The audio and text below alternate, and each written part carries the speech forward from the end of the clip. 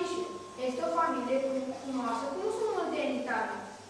Deseori îl văd pe Alois, jucându-se cu surioara sa Caterina, amestecând pământ și apă și spunând că așa pot face supra pentru săracă în confirmat. Astăzi este o zi specială pentru Alois. Va primi prima Sfântă Împărtășanie și cred că a venit și al doi să fac și eu cadou, această sămânță.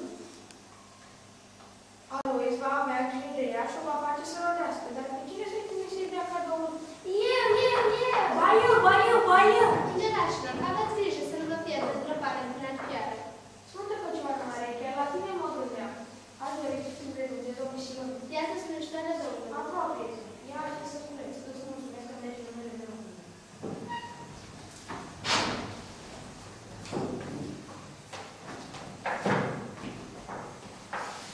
Spune-te fericit, astăzi am primit pentru prima dată că Iisus în inima mea prin Sfânta Împărtășanie. Mama m-a pregătit cu drag, dar eu nu credeam că o să țin atâta pace în inimă. Aș dori să mă opresc aici, pentru a mă întipări în minte această zi. Alois! Da? Cine mă strigă? Bună ziua, doamnă! Sunteți atât de frumoasă! Îmi amintiți de stătea pe care avem în biserica noastră parohială. Am venit să-ți aduc un cadou. Ia această sămânță, cultivă cu grijă și vei vedea. Într-o zi v-am florit. Ești un băiat mult. Când vei fi mare, vei face mult bine tuturor. Ai încredere. Dumnezeu este cu tine. Ați părut, cred că a fost în mici, totuși nu a fost. Am mai săculețul și o sămânță. Nu știu, mulțumesc, oare m-a auzit? Nu știu cine era, dar pe Verman de nu le-a cultivat această sămânță. Cine știe ce v-am înflorit? Oare să le spun alor mei? Sigur mă vor lua numele și vor crede că am răscocit. Dar mama va înțelege, sunt sigur. De unde vii și de ce ești așa de roșu la față? Ai fugit? Mamă, sunt puțin emoționat. Am primit această sămânță de la o doamnă. Cine e? Nu știu, nu o cunosc. Dar era așa de frumoasă. Îmi dai voie să cultivi sămânța? Sigur, dacă pentru tine e așa de important, știi, așa cum noi pentru a crește avem nevoie de aer, hrană, lumină și iubire, la fel și sămânța are nevoie de teren bun, îngrășământ, apă, lumină și iubire și vei vedea va înflori.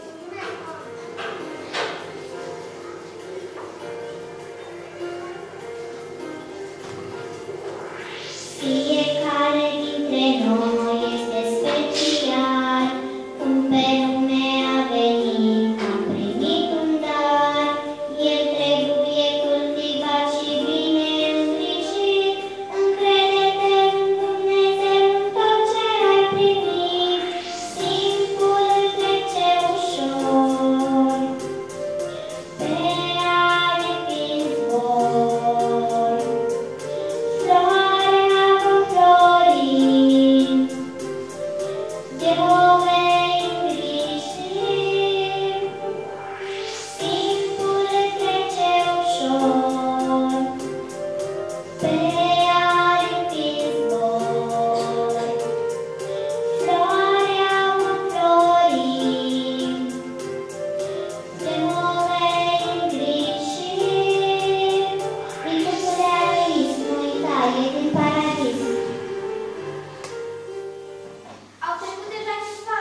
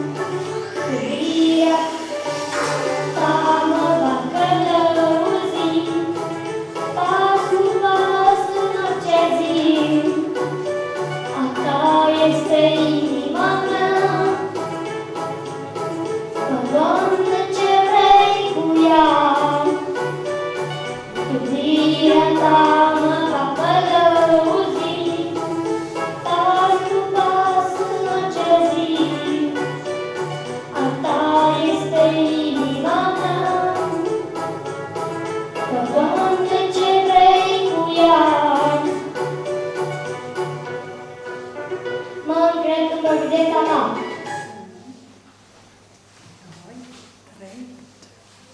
Au trecut deja câțiva ani. Ce-ar fi foarte măsura lui? Oare am florit floarea? Nimic. Înseamnă că mai are de parcurs un drum lung, că nu a sosit momentul. Dar când? Eram așa de sigură că ar fi înflorit acum. Nu știu. După herăpânire a fost trimis în diferite parohii ca vicar și timp de 3 ani a stat împreună cu părintele Ioan Bosco, dar peste tot îi se părea că făcea bine și găsea rău. Am auzit ceva. Învăța pe copii și pe adulți să scrie și să citească. Pe țărani îi învăța cum să cultive mai bine grupul, să îngrija de persoanele bolnave. Am îndrumat mulți copii să devină preoți și surori, iar în schimb, Lumea a fost nebun, cu prea multe idei, în capul înfierbântat, astfel încât episcopul a trimis în exil la urmă pe vârful unui munte. Ceea ce aud despre tine nu-mi place deloc. Prefectul din Sondrio mi-a sărit în cap din cauza ta. Ca să nu mai vorbim de celelalte autorități, ce-ai făcut? am încercat să învăț pe cei de la parohia mea să scrie și să citească pentru a da seama ce pericol înseamnă liberalismul, faptul de a se îndepărta de Dumnezeu. Înțeleg, ceea ce faci de bine, dar frumoasa de împrejurări, se te trimit la ONU. Pe vârful unui munte? Da, acolo vei sta liniștit și sper că să ajungi și autoritățile.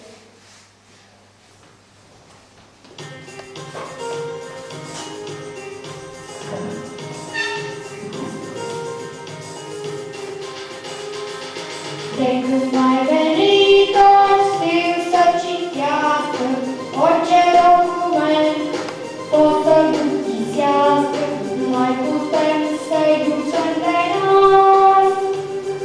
Pleacă, nu te mai vrem.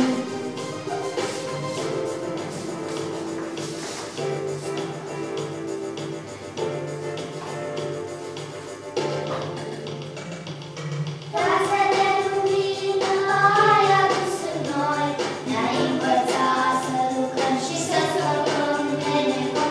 Credința dreaptă tu ne-ai indicat, vino înapoi.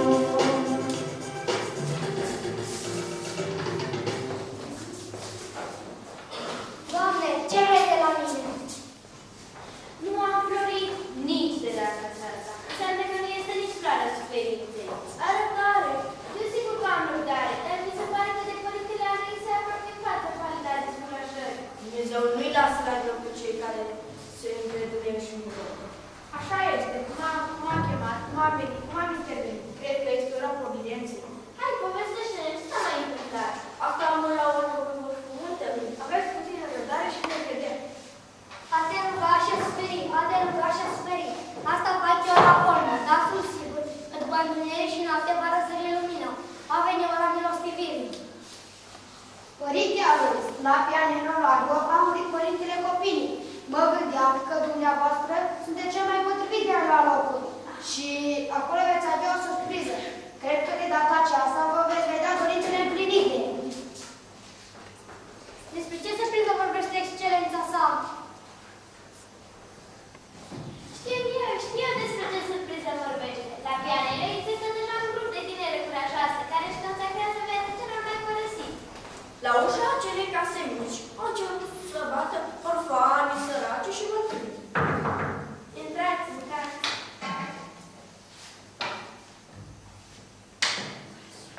Nu mai sunt patru pentru toți. Dimineața am dat nevăzut de patul meu și m-am mutat în șură. Foarte bine, mai este un pat, al meu. Așește-l în camera mea, acolo va sta la căldură. Și ce le vom da de mâncare? Nu mai avem nimic și este deja ora 12. La ce oră vom să fie prânzul? Părinte Doalena, nu m-ați ascultat. Nu mai avem nimic de lucrare. Până ieri am dat feptelor niște supă de orez, dar astăzi nu mai avem nici măcar un bun. Da, am auzit. Deci pune o oală mare cu apă pe foc. Și ce le vom da de mâncare copiilor și bătrânilor? Apă fiartă? Calm. Aveți rămână din supă. Trăiți-vă providență.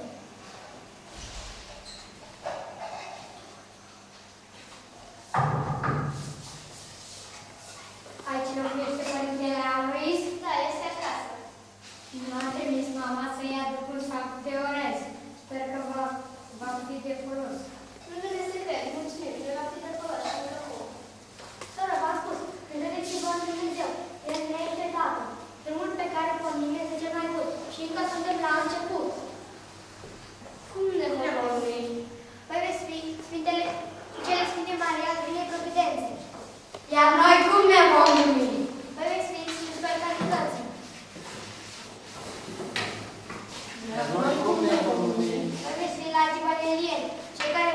iubirea lui Dumnezeu în viața de familie, împreună cu copii, tineri, săraci, persoanele cu handicap, bătrâni, oriunde în lume vom forma o singură familie, asemenea familiei Sfinte din Nazaret, pentru a da pâine și paradis tuturor persoanelor pe care providența îi va duce